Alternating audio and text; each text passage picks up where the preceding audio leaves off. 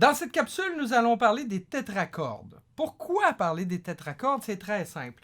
Vous savez, quand on étudie pour devenir un saxophoniste professionnel, on doit faire des gammes. Techniquement parlant, il faut apprendre les gammes. Il faut aussi comprendre théoriquement parlant c'est quoi une gamme.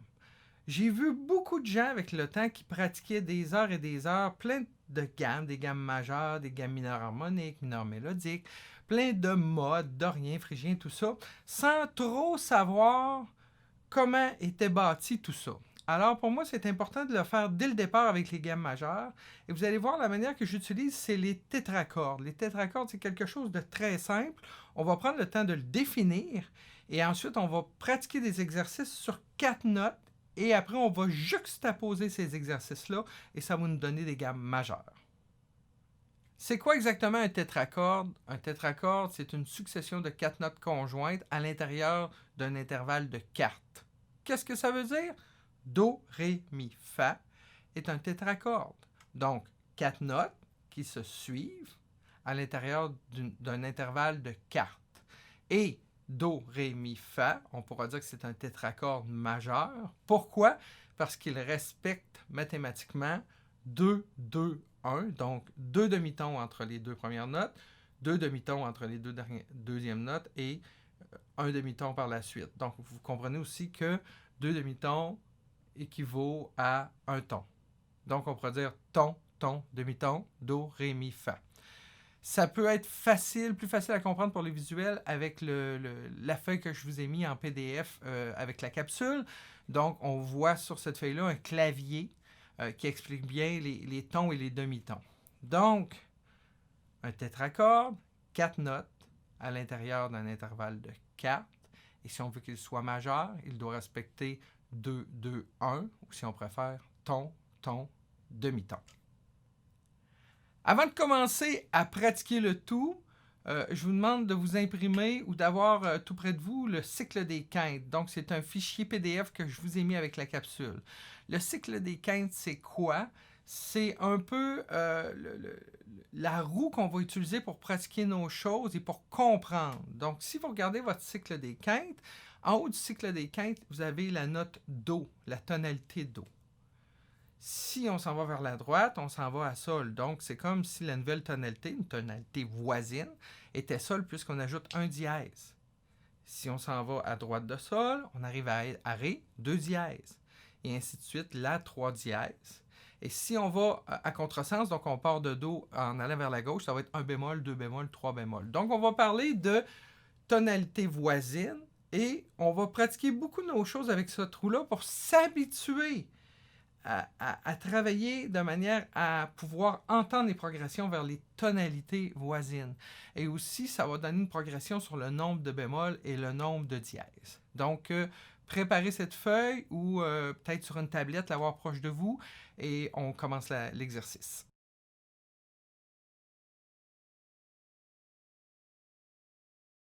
L'exercice que nous allons faire est très simple. Nous allons jouer tous les tétracordes majeurs en respectant le cycle des quintes, donc toujours en allant vers la droite.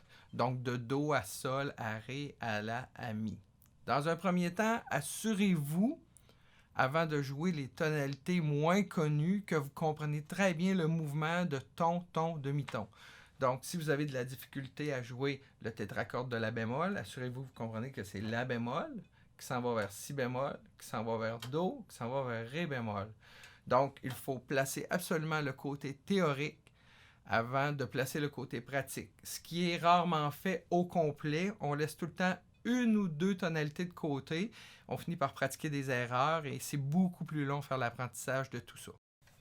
Donc, j'aimerais savoir un exercice qui va ressembler à ceci.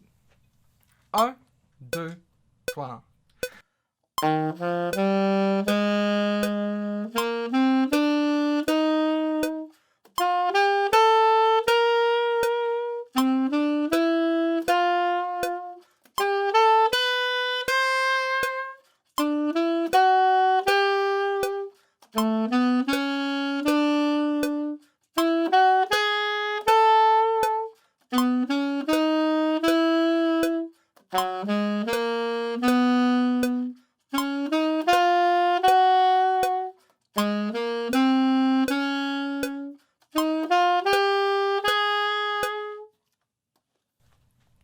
Donc, vous voyez, exercice quand même assez simple. On joue les 4 premières notes de chaque tonalité. S'il y a des tonalités un peu où vous devez faire du ménage, n'hésitez pas à le faire. Vous devez d'abord commencer par comprendre quel mouvement vous devez faire, comprendre le côté théorique et ensuite le placer, le mettre en pratique. Voilà. Une fois que vous aurez fait le ménage dans tout ça et que vous serez capable de jouer l'exercice dans les 12 tonalités, et évidemment faire l'exercice sur le cycle des quintes sans arrêter, on va se donner comme objectif de doubler la vitesse. Doubler la vitesse, pas du jour au lendemain, bien entendu, mais d'y aller graduellement et de faire encore une fois l'exercice sur le cycle des quintes, mais je vais vous laisser libre de choisir les octaves que vous voulez. Donc, si en faisant l'exercice, vous avez plus de facilité à jouer 3 tétracordes de suite sans redescendre d'octave. À ce moment-là, allez-y à votre manière. L'important, c'est qu'on entende les tétracordes de toutes les tonalités. Donc, voici ce que ça devrait donner. 1, 2, 3.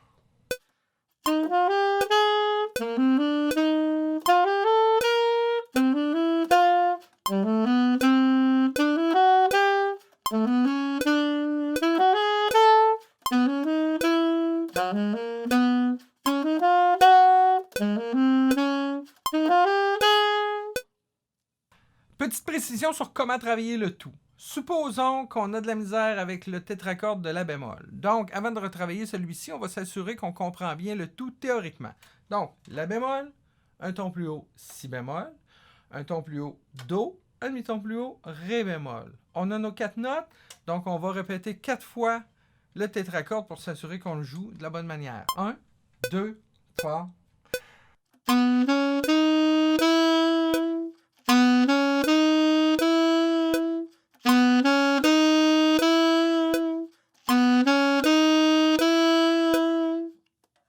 Maintenant, avant d'aller le placer dans l'exercice global des 12 tonalités, on va aller le porter dans son environnement. Donc, on va ajouter le tétracorde d'avant, qui est ré bémol, et le tétracorde qui suit, qui est mi bémol. Ça va donner ceci. 1, 2, 3.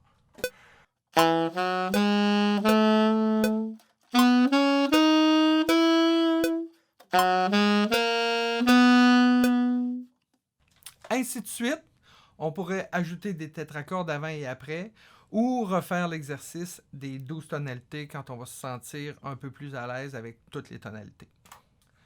La prochaine étape, donc à la prochaine leçon, nous allons juxtaposer les tétracordes majeurs pour faire des gammes majeures. Donc nous allons comprendre qu'il s'agit d'une juxtaposition avec un intervalle d'un ton entre chaque tétracorde. Nous allons aussi voir brièvement qu'il existe d'autres formes de tétracordes, bien sûr, qui vont nous servir à bâtir d'autres types de gammes. Alors voilà, bonne pratique.